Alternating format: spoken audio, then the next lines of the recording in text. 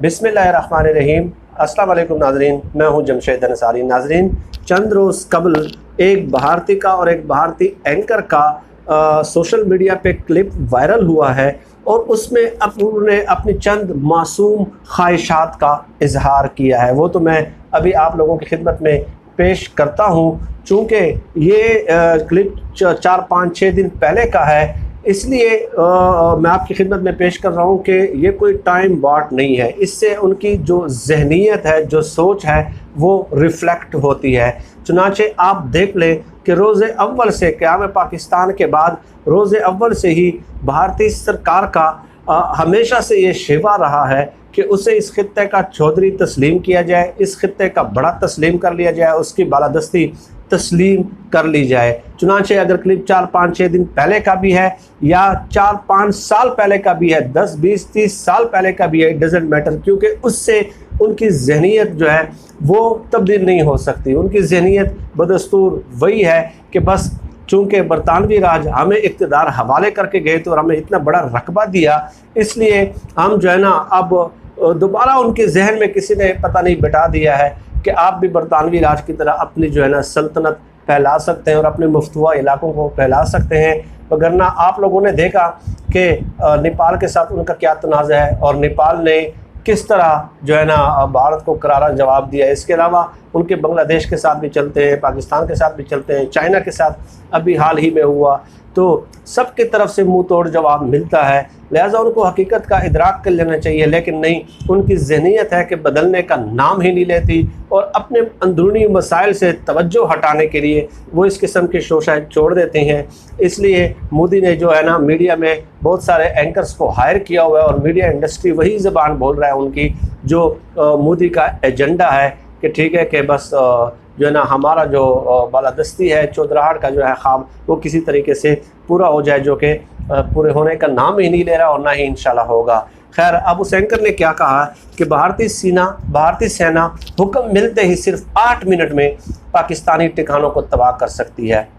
भारतीय एयरफोर्स के हेलीकॉप्टर लद्दाख की ऊंची नीची पहाड़ियों में हमला करने के इंतज़ार में है। चीन भी पाकिस्तान के स्कर्दू एयरबेस को हासिल करने की जो है ना वो बना रहा है, प्लानिंग बना रहा है, लेकिन भारतीय सेना ने एक साथ सबका इलाज करने की तैयारी मुकम्मल कर ली है। और मज़ीद उस एंकर ने गिदड़ भपकिया देते हुए कहा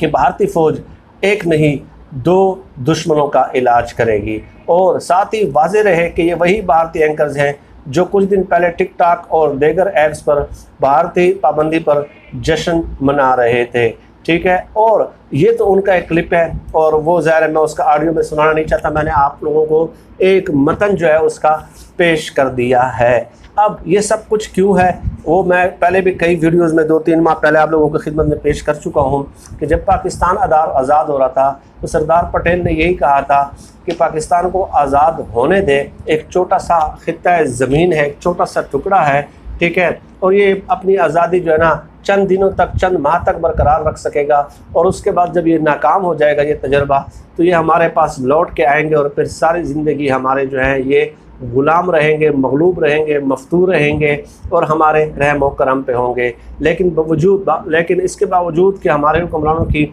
बहुत सारी खामियाँ थी, कमज़ोरियाँ थी, ठीक है, और महालाती साजिश थी, लेकिन अल्हम्दुलिल्लाह पाकिस्तान आज तक कायम व दायम है और ता क़यामत इंशाअल्लाह ताला कायम व दायम रहेगा। और दूसरी बात यह कि इस एंकर को शायद मुझे लगता है कि हमारे भी चंद एंकर्स की तरह ये भी मुताला नहीं करते और उनकी जो तारीख़ है वो भी कमज़ोर है। तो भाई अभी हाल ही की बात है, 1-1.5 साल पहले की ही बात है कि 27 फरवरी को क्या हुआ था, उन्होंने जो है ना तैयारा पाकिस्तान के अंदर ले आए और अभिनंदन को किस तरह गिरफ़्तार किया गया और मतलब है किस तरह आलमी बरादरी के इंटरवीन करने पे जो है ना पाकिस्तान ने एक अमन पसंदी का सबूत देते हुए उनको रिहा कर दिया और चाय वगैरह भी पिलाई। तो उससे भी मेरे ख्याल में ये वाक़या उनके जहन में नहीं है और उसकी जो है ना हिस्ट्री शायद बहुत ही ज़्यादा कमज़ोर है। लेकिन नाज़रीन, ये तो खैर एक बात है। अब उस एंकर की इस बात का मैं क्या जवाब दूँ, वो फ्रस्ट्रेटेड है, वो ज़हनी तौर पर फ्रस्ट्रेटेड है और मैं उस लहजे में बात नहीं करना चाहता क्योंकि मैं कन्विंस्ड हूँ कि पाक फ़ौज अल्हम्दुलिल्लाह अपने वतन का, अपने मुल्क के एक एक छप्पे का जो है वो दिफा करना जानती है और वो करेगी इंशाअल्लाह ताला, और हम भी साथ हाजिर हैं। लेकिन असल मसला ये है कि भारत ने को जब चीन के हाथों हजीमत उठानी पड़ी और उन इलाकों की तरफ भारत जो है वो पेशकदमी करना चाह रहा था, जैसे कि मैंने पहले भी कहा कि वो शाहराह कराकोरम के साथ वो इलाके मुत्तसिल हैं, क्योंकि भारत उन इलाकों पे कब्ज़ा करके वो असल में पाकिस्तान और चाइना का जो मेन शाहराह है उसको काटना चाह रहे थे, डिस्कनेक्ट करना चाह रहे थे, क्योंकि किसी भी हंगामी सूरत हाल में पाकिस्तान और चाइना का जो तिजारती और फ़ौजी जो रास्ता है वो अगर मुनक़ते हो जाए तो वो ज़ाहिर है बहुत बड़ा एक डिज़ास्टर होता। लेकिन अब चाइना ने उन इलाकों पे जब कब्ज़ा कर लिया और वो इलाके उनके उससे हाथ से निकल गए, तो उसके बाद भारतीय मीडिया ने और एंकर्स ने और इसके अलावा हुकूमत ने ये वावेला करना शुरू कर दिया कि ये सब कुछ जो है वो पाकिस्तान की इमा पे हो रहा है, पाकिस्तान ने स्कर्दू एयरबेस उनके हवाले किया और पाकिस्तान से हम पे हमले हो रहे हैं और पाकिस्तान की खुफिया एजेंसियों ने इनको रिपोर्ट्स पेश की है। ठीक है, तो वो इस तरह अपनी जो नाकामी और खिफ़त है और अपने अवाम के सामने अपनी शिकस्त छुपाने के लिए, ठीक है, अपनी कमज़ोरियों और दाखिली कमज़ोरियों को और तज़ादात को छुपाने के लिए ये लोगों को बेवकूफ़ बना रहे हैं कि देखिए जी हम तो, हमारी फ़ौज तो बैक वक्त सिर्फ चाइना तो नहीं था, 2 ममालिक थे हमारे साथ जो लड़ रहे थे वहाँ पे लद्दाख में जो है ना, तो 2 ममालिक के साथ हम लड़ रहे थे, इसलिए हमें जो है ना मुश्किलात पेश आई, लेकिन हम इसके बावजूद भी मुकाबला कर रहे हैं। तो फिर जो आम लोग हैं जो इतना पढ़ते नहीं हैं, जो इतना उनका ब्रॉडर पर्सपेक्टिव नहीं होता, वो कहते हैं कि वाकई 2 मुल्कों के साथ जो है ना हमारी फ़ौज उधर नबर्द आजमा है, क्या ही बात है। ठीक है, लेकिन खैर इस एंकर की बात का मैंने जैसे कहा कि वो फ्रस्ट्रेटेड है, तो उसका जवाब उस तरीके से मैं नहीं देना चाहता। अल्हम्दुलिल्लाह हम कन्विंस है, जैसे कि मैंने पहले भी कहा, भारत जो है ना एक तरफ तो अपनी आवाम को ठंडा करने के लिए मोदी जो है वो इस किस्म के एंकर्स को छोड़ देते हैं और इस तरह की धमकियाँ देते हैं आवाम का वो जो है ना गिरा हुआ मोराल जो है वो बुलंद करने के लिए, लेकिन अंदरूनी तौर पे वो बराह रास्त हमला कभी भी नहीं कर सकता, ये मुमकिन ही नहीं है, क्योंकि पाकिस्तान अल्हम्दुलिल्लाह एटमी रियासत है और कैसे हो सकता है। ठीक है, लेकिन उन्होंने अपनी जो प्रॉक्सीज़ हैं वो मुतहरक कर दी है पाकिस्तान के अंदर और मुख्तलिफ महाजों पे वो मुतहरक हो गया है। और पहले जो तंजीमें थीं, ये सिंधु देश जो सिंध में आज़ादी पसंद तंजीमें हैं, इस तरह पाकिस्तान के कबायली इलाकों में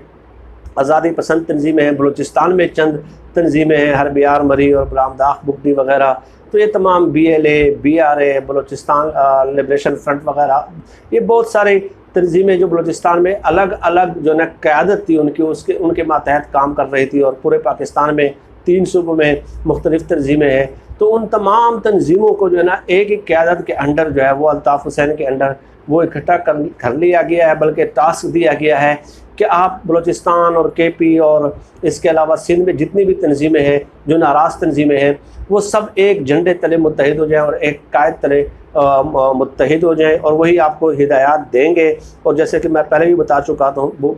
चुका हूँ कि इन तंजीमों के जो मकामी लीडर्स हैं और जो बैरून मुल्क बैठे हुए हैं 3-4 मुल्कों में, तो उन्होंने एक दूसरे के साथ राब्ते किए, तो वो कॉल्स जो है ना हमारी एजेंसियों ने ट्रेस किया और उनकी जो वो जो साजिशें हैं या जो कार्रवाई है, जो हिकमत अमली है, उनसे मुकम्मल तौर पे आगाही हासिल कर ली है। तो भारत की एंकर बेशक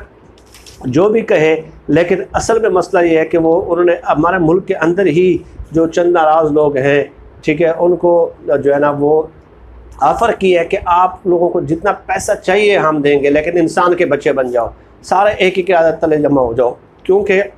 ये भी देखने में आया था कि ये जो तंजीमें हैं वो आपस में एक दूसरे के साथ लड़ रही थी पैसों के एवज़, क्योंकि एक को भारत कम पैसे दे देता, दूसरे को ज़्यादा दे देता, तो वो कहते हैं कि हमारा ज़्यादा पैसों पे हक़ है। तो अब उन्होंने कहा है, भारत ने उनको पैगाम पहुँचाया कि इंसान के बच्चे बन जाओ और सारे एक क़यादत के तले जमा हो जाओ। अब आप बताइए, वो इस तरह की प्रॉक्सी वार जो है वो हमारे ख़िलाफ़ खेल रहा है, क्योंकि उसे पता है कि फ़ेस टू फेस अगर मुकाबला होगा तो हमें ऐसी खिफ़त उठानी पड़ेगी जैसे कि माजी में भी वो पाकिस्तान के साथ उठाते रहे, और जैसे कि चाइना के साथ उनको हज़ीमत जो है वो उठानी पड़ गई है। और इससे भी ज़्यादा हमें चौकन्ना रहने की ज़रूरत है, इर्द गिर्द जो है ना अपनी नज़रें दौड़ाने की ज़रूरत है। और सोशल मीडिया पे जो मुख्तलिफ़ लोग मुतहर्रिक हैं, फ़ाल हैं, और दिन रात उनका एक ही काम है, सिर्फ़ एक ही वावेला है। आप देख रहे हैं चंद पाकिस्तानी भी हैं, एक खातून है, मैं नाम नहीं लेना चाहता क्योंकि उनको इंपॉर्टेंस मिल जाती है, और एक गुराया साहब है, गुराया है, पता नहीं कोई बाहर बैठे हुए हैं, तो 24 घंटे वो पाक फ़ौज के ख़िलाफ़ प्रोपेगेंडा करते हैं। कोई एक पॉजिटिव एस्पेक्ट भी वो आप लोगों के सामने नहीं आएंगे, और मुख्तलिफ़ किस्म के